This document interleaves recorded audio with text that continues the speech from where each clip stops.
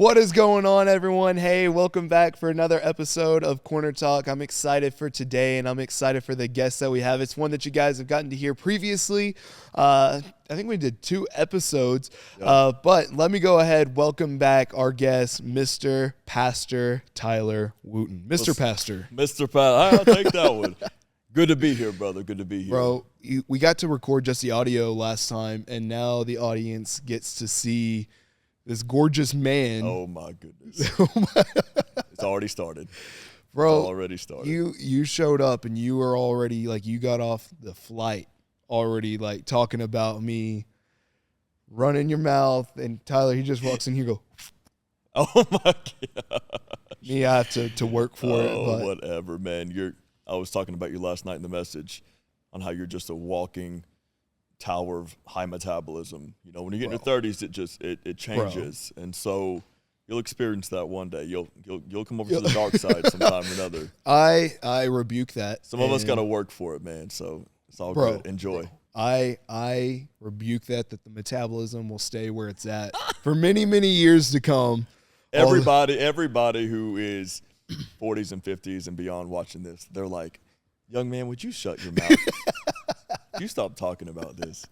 You're not wrong. I'm gonna be you, by the way. If you're older, I'm gonna be the one watching one day, and you're gonna be. Yeah. Why did I ever say? And then I'll be in your position. 100%. Telling the next young person, yeah, bro, I said the same thing as you. Shut up. Like, be quiet. Yeah. But dude, I'm excited to have you back on here. I don't know, will you just share a little bit for maybe some of the new guests, who you are? Yeah, absolutely. All of that goodness. Yeah, go for it. Absolutely. As he said, my name is Tyler Wooten. I come from Dallas. I'm on the north side. I'm at an incredible church, Oaks Church in McKinney. I have the honor and joy of being the associate pastor there. Come on. Married this month, next week, actually 10 years. Bro. To my beyond my wildest dreams of a woman, Jaylee. We met in the ministry 12 years ago. We have an incredible 3-year-old son, Dominion Caleb. Yeah. And we have another son on the way due in August, and we might name him something a little bit more peaceful than Dominion Caleb, because Dominion is every ounce of loud. His mother and I are both on the louder side of things, and so he is us cubed. Yeah. So I might name our next kid something like Peace or River or Selah, Come on, bro. I'm kidding. But, so love life. We're blessed. We're grateful. I'm also a life and leadership coach. I have a coaching company, and I'm grateful to partner with leaders from all around the nation in this season and just encourage them and resource them wherever I can, and just partner with them in this journey. And I have the honor of being here today talking about leadership and life with the one and only Bishop Reverend Turnbow. Bro. Come on, somebody. Come on. Whatever. Dude, actually, and that may be even a good segue into what we're going to talk about, because when I gave him the topic, I said, let's just do a leadership talk. And it's like, okay, but about what?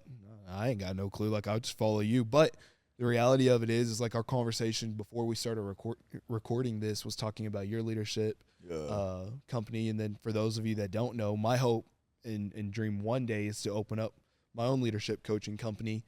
But the reality of it is bro, how important from a coaching standpoint, and then even from the standpoint of you,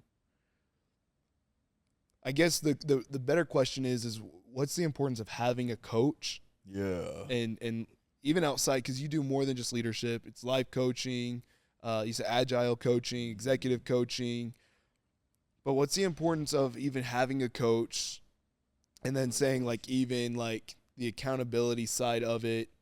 And I know we'll get into more like leadership stuff later on, but what's the reality of having a coach? What's the importance of it? Yeah, I love how this podcast is entitled Corner Talk, because everybody needs someone in their corner. Every coach it needs a coach. Every leader needs a leader. Every tow truck needs a tow truck, because where does the tow truck go when the tow truck breaks down? They need somebody to come in their corner and support them and encourage them. And even if you're a leader, not even in, or just a human being, not even in crisis, doesn't mean you don't still need someone in your corner. Now, a coach does not replace a pastor in your life. You still need a spiritual shepherd. I believe no pastor is a disaster. Yeah. But I do think that I believe wholeheartedly. I mean, I have coaches in my life. My pastor is actually one of my coaches as well. But every leader needs a leader. Everybody needs a leader to be supported by, to be resourced by, to glean from. And here's the thing. You can be a coach to somebody even if you're not as skilled as they are. You can still be a coach because you can see blind spots. You can give still great advice, holistic wisdom. I mean, think about LeBron.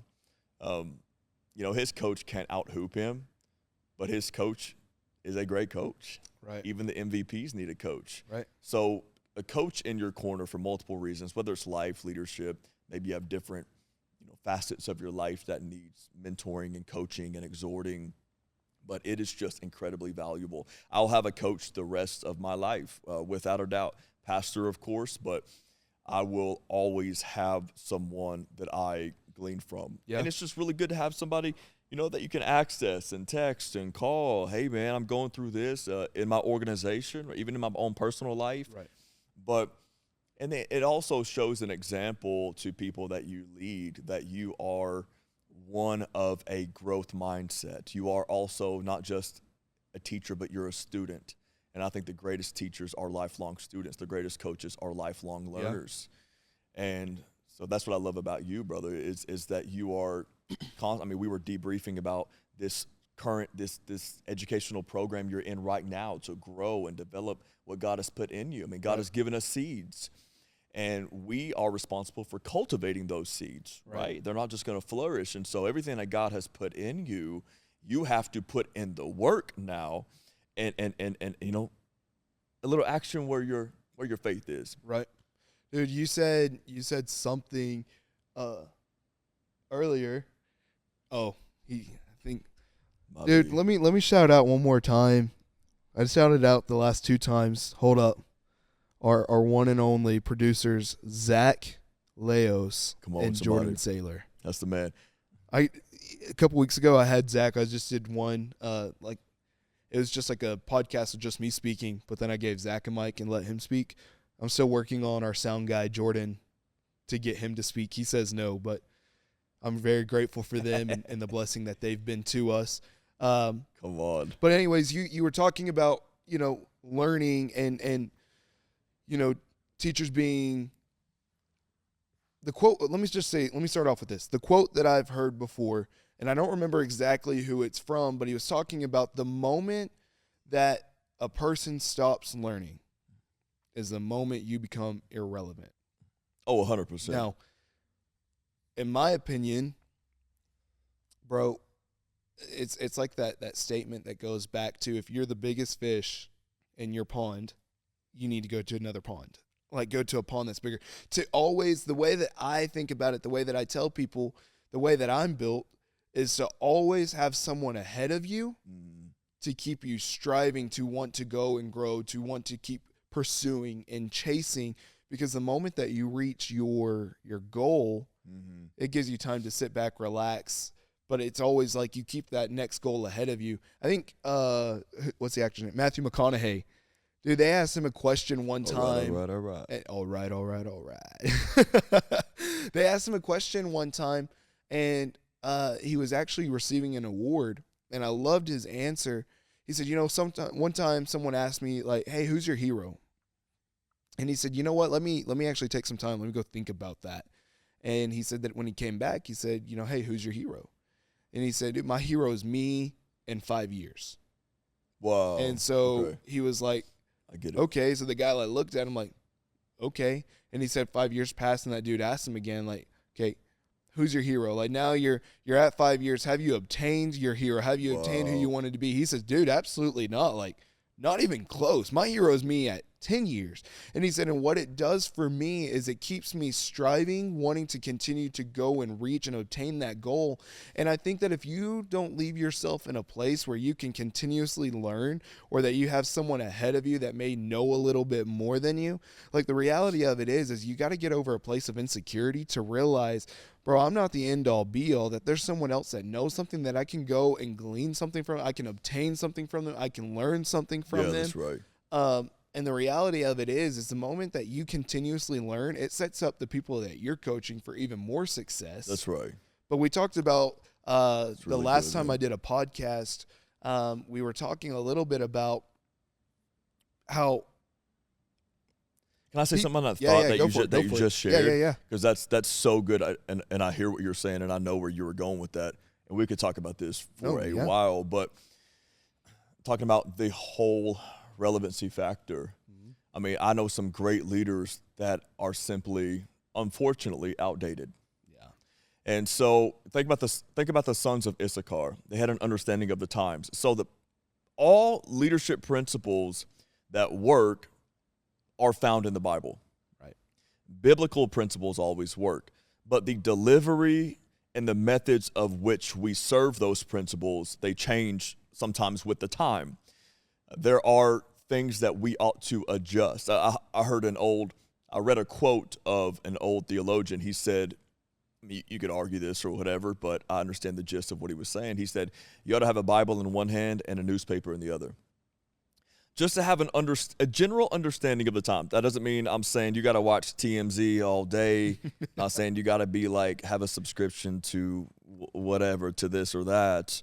Don't get lost in that. But being a lifelong learner is also learning the culture and the society of which you live in. Yeah. And knowing how to serve different spices in different rooms, and how do I take these biblical principles and serve them in a relevant way that people can connect with them, absorb them, even comprehend them, how to take the deep things of Scripture and serve them in a simple way to society, I think is an ever-going and ever-growing tension of leaders, specifically spiritual leaders.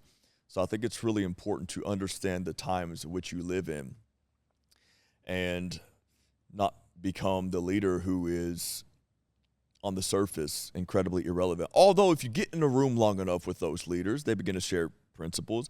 But the thing is, not everybody knows how to glean from the depths of wisdom. Yeah.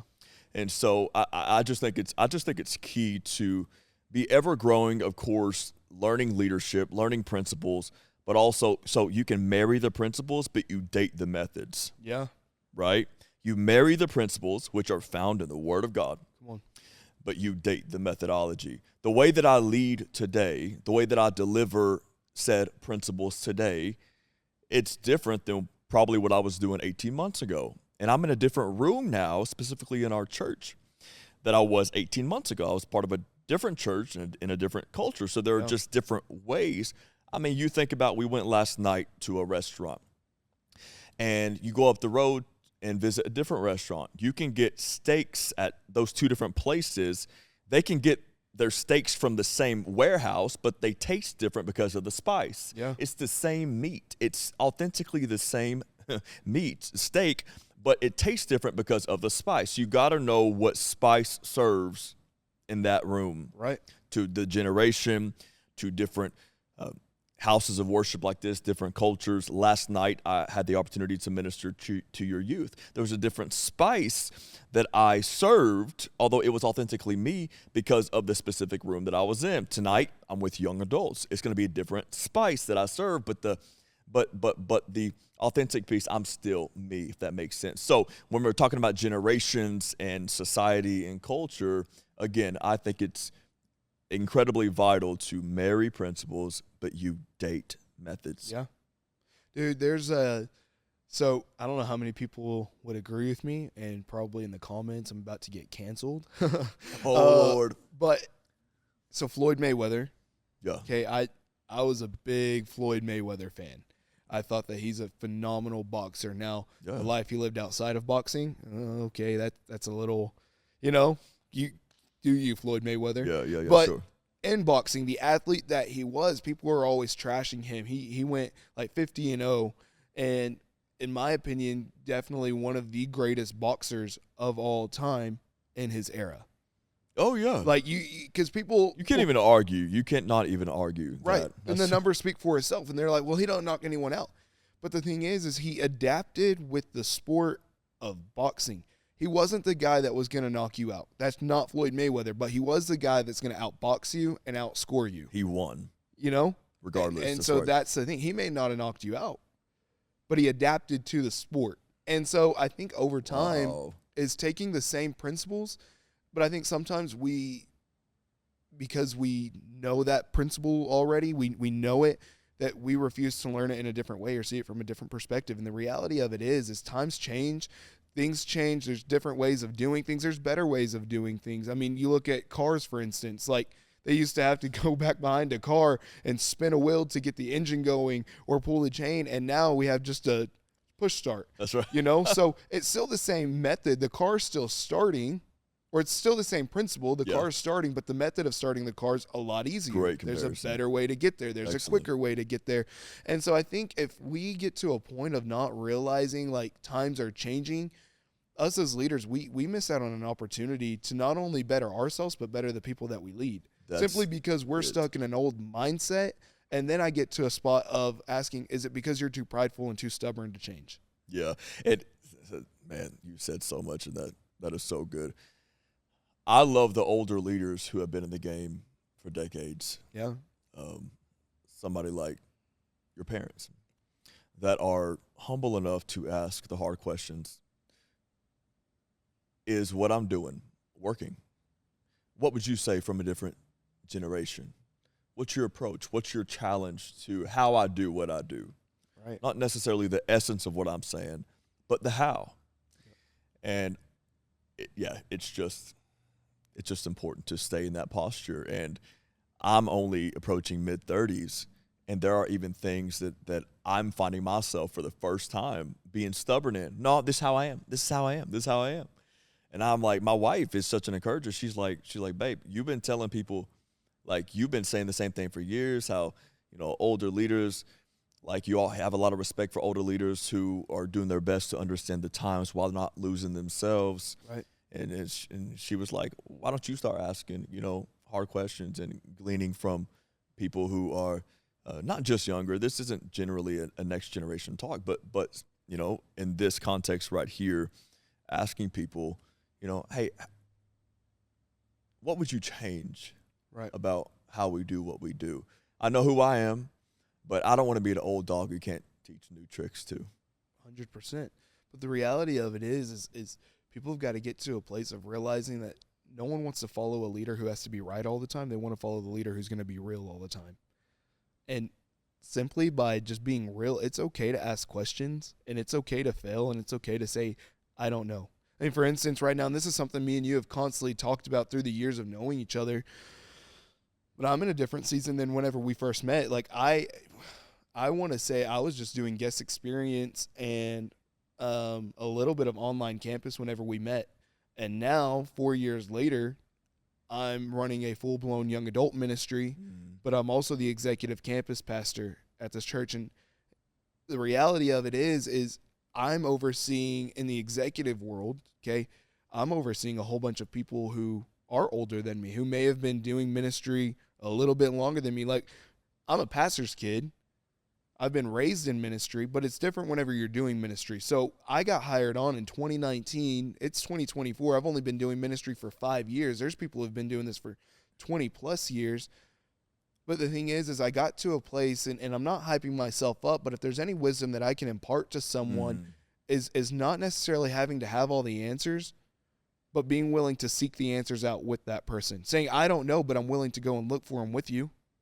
Or let me go find someone else that may not know. The way that I answer questions and the way that I do leadership now is, number one, I'm going to answer to the best of my ability. Number two, I may not know, so let's go and ask someone else. Yeah.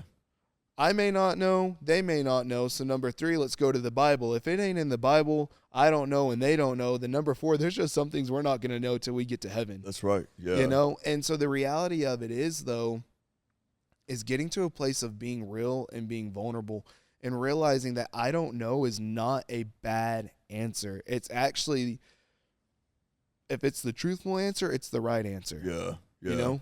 Would you say relationship within the confines of your leadership, would you say relationship matters? 100%.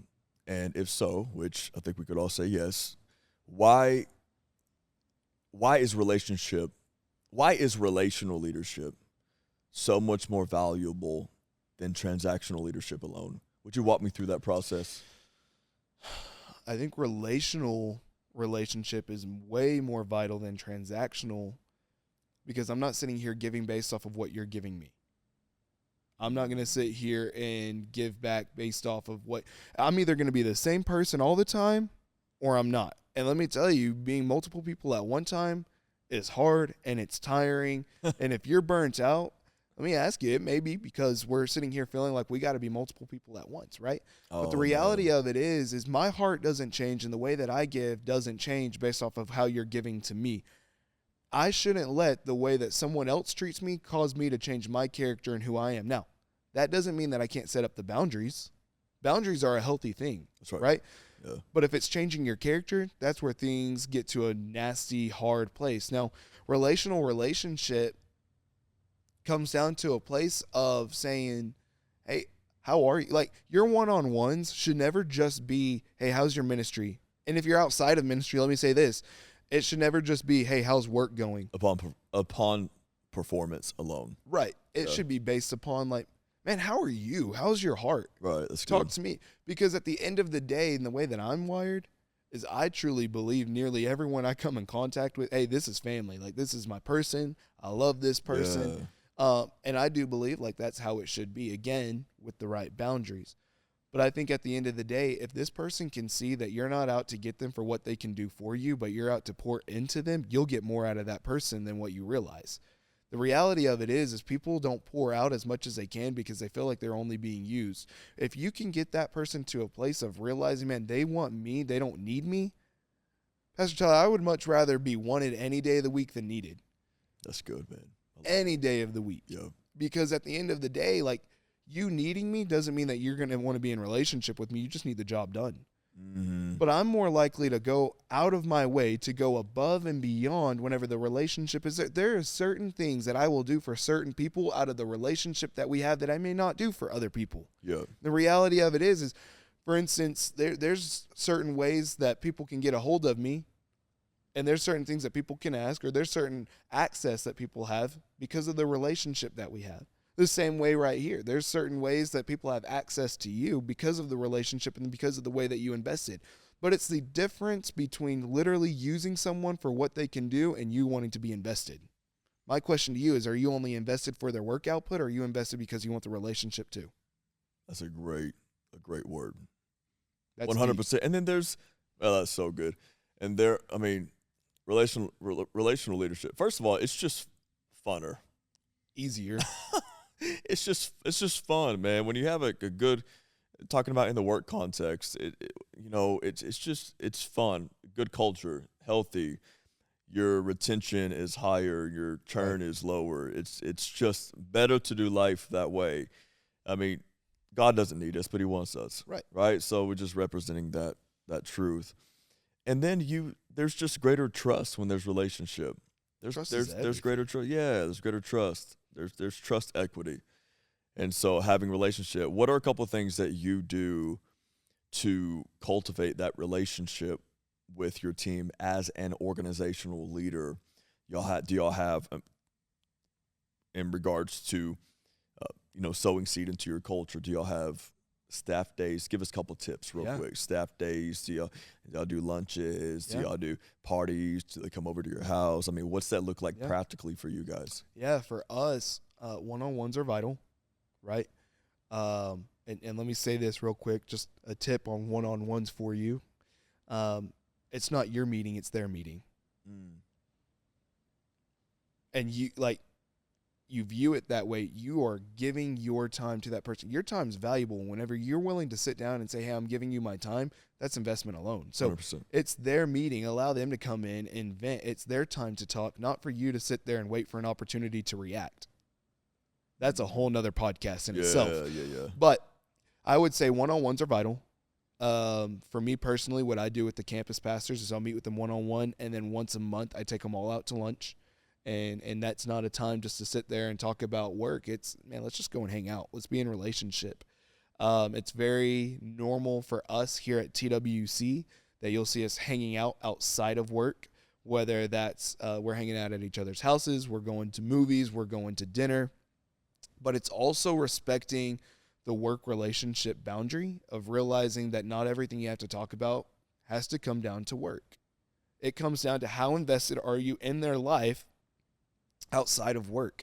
Yep. And the reality of it is I think if every conversation that you have is about work, then at some point, again, I feel like we're getting to a place of I feel used. So I think it's those little things. We do have a staff day overall. Like we're fixing to have one at the end of the month here soon where we're just hanging out. There's no work involved. It is let's go eat, let's play some game, let's hang out, let's have this staff day. Yeah. Let's be in relationship. That investment's worth together. It doesn't have to be expensive, but right. Even if it were, relatively speaking, that investment is incredibly worth it. Yeah.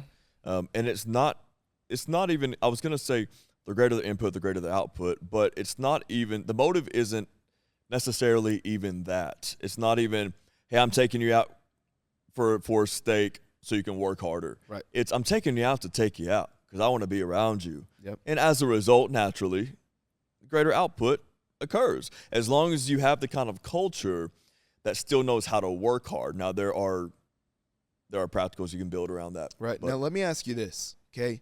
On this topic, knowing the position that you've been in and the experience that you've had throughout the years, overseeing people, how do you maintain the boundary between me being your leader and having to correct you, but still being able to be friends? Like, I think sometimes those boundaries can get mixed, and if you're not careful, that's where offense takes place. So how do you maintain the boundary of saying, like, I'm not trying to get you in trouble, I'm trying to hold you accountable, where correction doesn't become about they're out to get me, right? Does that make sense? Like, they still have the 100%. Healthy respect of, and on both sides, because I know you've been on both sides where you have overseen people, but you've also had to answer to people. Mm-hmm. But regardless, relationship was had. So what was your experience and how you maintain the healthy boundary between friend versus they're also your leader and you've also been the leader? This could be a long response, but I'll try to keep it short. So in regards to me overseeing someone and kind of the process of switching hats back and forth, one practical way, and this has generally worked, what people don't want to be is caught off guard. Right. So if I'm hanging out with you, let's say that you're somebody I oversee named Jack, and we're hanging out, we're joking about football or something like that, and then I just sneak attack you. I Jehovah sneaky you with with something like, hey man, you need to shift this. You need right. You're like, whoa, bro, and then then I would become an unpredictable leader, right? Inconsistent. Therefore, I wouldn't feel safe. So the next conversation that we had about football or anything else fun, you would have a wiring that would be happening in your mind that says at any point now, he could sneak attack me with a rebuke, with a correct, with a work question, something a little bit more intense. And so one of the practical things that I do is if we're joking around about, in this example, football, I would kind of conclude that conversation if something was just on my mind. Right. And then I would just kind of ask you questions, something along the lines of, hey, man, can we cover something really quick? I know this is kind of random, but can we cover something really quick in regards to work? It's been on my mind. Preface it a little bit. That's just a little bitty tip. Preface it. Kill the elephant in the room that it feels random. Because I could have said, hey, man, let's talk about something work real fast. You'd been like, oh, okay, hang on, let me go there. Because I compartmentalize. Men generally can we work in boxes, right. And so put the hat on together, go through the process of putting the hat on together. So asking a question like that, hey, man, is it okay? It's been on my mind. I know it seems random, but let's knock this out real fast, and then we'll go back to hanging out because I really enjoy, just kicking it with you. Bro, you're so fun. And so something like that. But I think that there are some boundaries that you can practically establish. What I've had to do to help just draw a line. Because if you do go complete relationship, complete friendship, there's that whole thing of familiarity. Yep. And now you have forsaken and abandoned the seat that God has called you to sit in their life in that season. Right. That's what you don't want to do. But you also don't want to make them feel like you're high and mighty, right, and you revere me, and you unhealthily so dishonor or honor me. Like that's not good. That's not healthy. And then I think that culture can help with that too. What kind of culture you build. Y'all have a relational culture here, but you also have an extreme culture of honor. Right. And you're not just honoring a leader when you submit. You're honoring the Lord, for assigning that leader in your life for that season. Maybe one day it can be a little bit more on the friend side. But so there's some give and take. Some of it is culture, what kind of culture you have in the workspace. But I think not engaging as a leader, overseeing somebody, not engaging in unhealthy conversation, constantly being an example, not laughing at certain jokes. I think just establishing, that you are not just their leader, but just a leader. Right. I'm not going to be a part of this. I'm not going to partake in certain things with you. Not that I would without you either. And then every now and then having to maybe shut down certain conversation. That's not a power move. That's just an integrity move. Not gossiping, maybe not responding to texts after 10 or 8 p.m. that are casual. Right. Drawing boundaries with your family. It's okay to not respond to every text that comes through. There is a line that we mutually respect. Right. And then I think that if you ever needed to, you have a conversation with them, and you can even ask them, do you see me as, specifically in this context, do you see me as a pastor? I just want to know. It's okay if you don't. Yeah. I'm not gonna force this on you, but do you see me as a spiritual leader in your life? Be honest with me. I don't, on a scale of 1 to 10, and it's okay. We can just be friends. If that's the only relationship you want, things will change relationally with us, but anyways, this could be a long conversation, and I could share many examples. And then, of course, I've had pastors in my life. My pastor right now, he does a really good job with allowing me into his heart as a friend. He was a friend before he was my pastor, but there are times that he has to, come into a room and give direction, provide vision, and he has the ability to correct me. I've spoken that to him, correct, whatever, because I know it's out of a place of love. And so, but I'm also swift. I'm light on my feet. I don't get offended easily. I understand what it's like to be an organizational leader in my own regard. So I don't take anything personal, and so I know how to switch back and forth, sure. But that's a great question. I think that's I could give a long response to navigate, but I also think it also depends on the person's heart that you're leading, as well as your own heart of what's the expectations of what you're wanting to get out of this to begin with, and making those expectations known up front. Now, in the workplace, you're getting a job description, you're getting all of that. Yeah, it's clear. You're making it known, and I learned about a month or two back just this new statement: clarity is kind.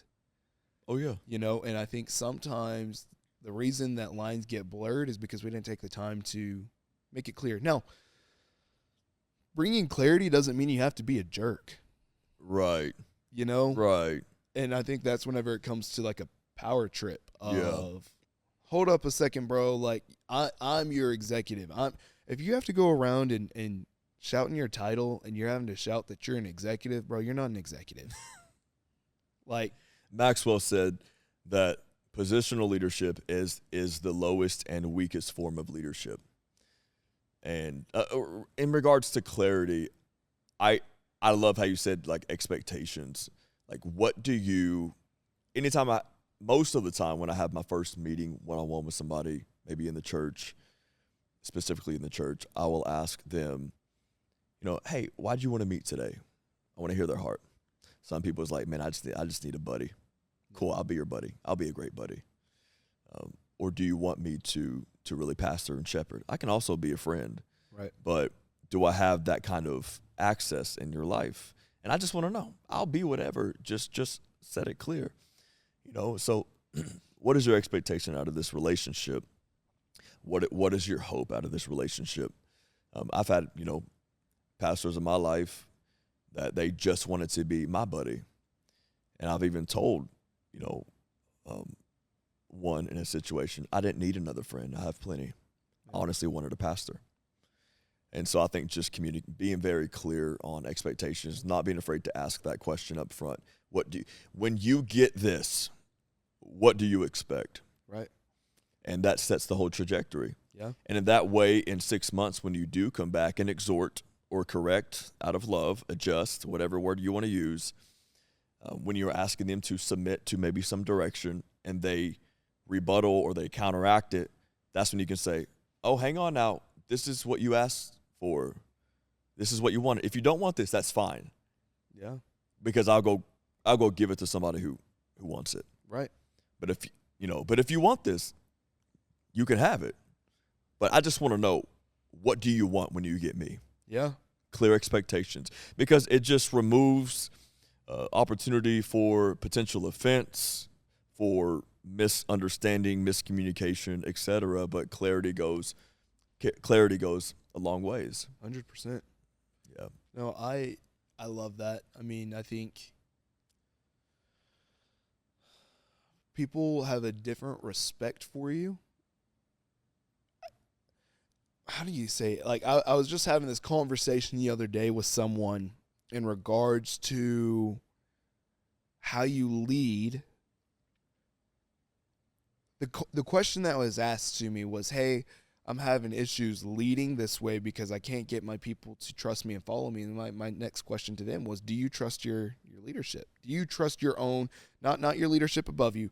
Do you trust that God has you in this position? Realize that any leader in any position that they're in is God appointed.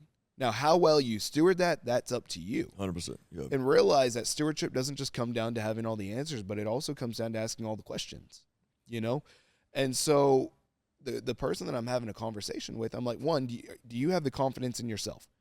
Because people can read the room. Like, as soon as you walk in, my question to you is, do you grab the attention of others? Mm-hmm. And it's not necessarily in a bad way, but it's how you carry yourself. Because if you're walking in, you're making a decision, but you don't even have the confidence behind your own decision, you can't expect others to either. Right? Yeah, sure. And so it's walking in the room, having the confidence, but also having enough security in yourself to ask your people the questions that need to be asked. And saying, you know what? Hey, what are your thoughts on this? Yeah. Hey, what do you think about this? And in turns, it's not necessarily that you're saying that I'm not the right leader, but you're the leader that knows how to empower others. Facilitating the room. It's just facilitation 101. It's, as a leader, you don't have to be the most interesting. Sometimes it's about being the most interested. Dude. Good leaders know how to inspire. Great leaders know how to inquire. Asking questions. Yeah. I can have a whole one-on-one session, spiritually, professionally, organizationally, consulting, leading a small group, leading a team. I can conduct the whole session just by simply asking questions. Yeah. And I know how to connect dots and I don't have to give any statements. I don't have to give one piece of advice. I just find it in other people by asking questions. Yeah. You could have done this whole interview or this podcast by just simply asking questions. You could have known all the answers. And you could have directed me to speaking the solution of the moment to the audience by simply asking questions, because you are a great leader. You know how to ask great questions. That's coaching. Yeah. I literally, my phone right now, it was about 2 months ago, I felt like the Lord said, make a list in your phone of your favorite questions. Yeah. And literally I have 20 questions on a notepad on my phone. I could show the camera this right now. Of just questions. It's just the art of facilitation, being the most interested person in the room. Yeah. That's a great leader. Jesus was the greatest question asker. Wow. And there was never a question There was never a question he didn't already know the answer to. The first question ever asked in the Word of God was when God asked Adam, Adam, where are you? He knew where Adam was. He wanted Adam to know where Adam was. Come on. Are you self-aware enough to know where you are? Come on. So ask the question, where do you think you are right now? How do you think you're doing? Why do you think that is? What are you going to do about it? What scares you about that? Why does it scare you? Etc. And then you just navigate the room like that. But it unlocks it. I was talking to Pastor Harvey yesterday about the concept of empowering leaders. Yeah. You know, he was telling me how he just wants to continue to empower leaders, and that's what y'all do here at TWC. And you do that by delegating, by asking, by giving opportunity, you know, to the room. And then people will find their voice. They'll find, and here's the thing too, and I'm going to wrap up with this monologue, but here's the thing too. Sometimes the ones with the best answers in the room are the quietest ones. Shout out to all you quiet people. Because sometimes they're the most, sometimes they're the most thoughtful people and intentional in thought. And so I'll find the quietest person in the room, not because they're not paying attention, but because they're thinking. And sometimes they just need maybe a little bit of pulling out of the gold. Yeah. But I'll ask them, hey, Rachel, what do you think? I want to know what you think. And then, okay, I'm glad you asked. Yeah, I've actually been thinking about this for a while, and here's a 3-part, and here's what we can do. Oh, no, tell us more. And suddenly the room rallies, and she's now found her voice. So it's about inquiring, not always just inspiring. We need to be inspirational, without a doubt, but sometimes it's just about, my pastor will walk into a room, and he'll ask us what we think, and I know that he knows. He just wants to know what we know. Yeah. Dude, you just triggered a whole new way for me to think, not just in a hiring process, but even raising up other volunteers of what if the answer is not in the loud people, but it's sometimes in the quiet people. And they just need the opportunity and to have a reason to get loud. That's right. You know? So you just and I know we're wrapping up, but even right now, I'm sitting here thinking outside of this podcast right now. I'm trying to keep my focus on this podcast, but I'm sitting here man, there's some holes that we have on the team, and it's and honest, being real and being vulnerable is how many people have I passed up because they're quiet. We all have. You know? Yeah, it's natural, it's common, but now's a better time than ever to assess and evaluate. Wait a minute. You know, I mean, even the loud ones like myself, and we might have the response, but good leadership is pulling out all the gold in the room. You know the gold in the loud ones. They make it known. Now, for whatever motive or whatever, it can be pure-hearted, but it's in the quiet ones. Jesus would unlock the quiet people, specifically quiet women. It's a whole nother thing. But sometimes the greatest gold is found in the quiet women. But praise God. We got to do really well at unlocking the gold in people as leaders. And specifically, if you lead a small group, that's like training grounds on how to facilitate conversation.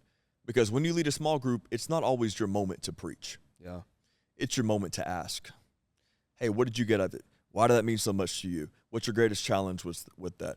Oh, hey, Rachel, what would you say to that? I don't know who Rachel is. I'm using Rachel as an avatar today.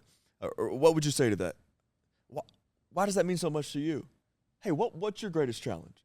Hey, what about this? What would you say to her? Hey, now you encourage her. And now you're 48 minutes later, you've had an impactful small group without you ever having to give one piece of advice. Not saying withhold advice all the time. I'm just saying just know how to inquire. Know how to facilitate a room. That really is a whole nother podcast. That's amazing. The key of leadership. Bro. A key. Well, dude, I know we're wrapping up. I really appreciate you just taking the time. That was – I'm about to get off of here and just start going to write down and start strategizing. We'll see y'all later. No, I'm just kidding. But, no, listen, I really do appreciate your time being on this podcast. Thank you, my brother. For the gold that you just poured out. Stay tuned because we'll have another episode coming out soon. You guys will get to hear maybe a part 2 or a whole nother leadership lesson. But God's doing some really, really big things. So, Pastor Tyler, thank you so much. Thank you, sir. Everyone, make sure that you guys like, share, subscribe, invite someone to come and watch this. Share it with someone that you feel could benefit from this conversation. But till next time, we love you guys so much, and we will see you guys soon.